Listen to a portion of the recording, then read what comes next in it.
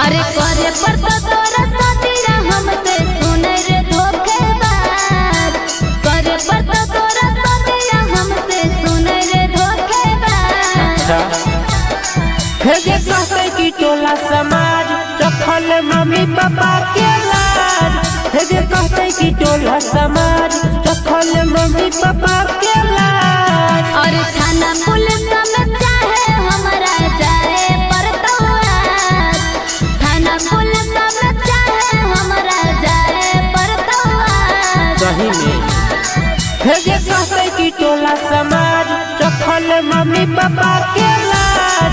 हेगे कहते कि टोला समाज रखल मम्मी पापा के लाज। हेगे कहते कि टोला समाज रखल मम्मी पापा के लाज। हेगे कहते कि टोला समाज रखल मम्मी पापा के लाज। काहे मरन माजा रे पहले हमसे वादा रे। अब काहे छोड़ा अपन बदलो ही इरादा रे। झूठे बोली हेगे इज्जत डूबैली गे कैसे नजर उठैली गे। कने गाँवे में शादी तो बड़का मुसीबत बढ़ैली गे। अरे कहो हन काहे छोड़ा रे बड़का रंगबाज। कहो हन काहे छोड़ा रे बड़का रंगबाज।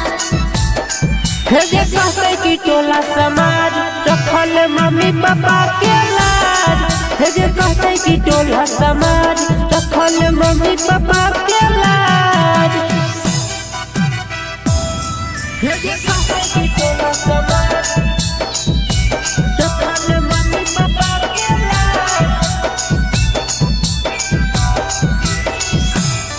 हेगे कहते कि टोला समाज रखल मम्मी पापा के लाज। अरे सुनैला भरावा रे काहे करो ही डरावा रे। चलै कोट में करके शादी रहबै पटना सहारा रे। बर्बाद निकली करही की कारोबार हो तो दुखावा हजार। तोर कुछ दिन में उतर जैतो प्यार के बुखार। अरे गुड्डू दीवाना नित से हमरा हालो बड़ी नाच।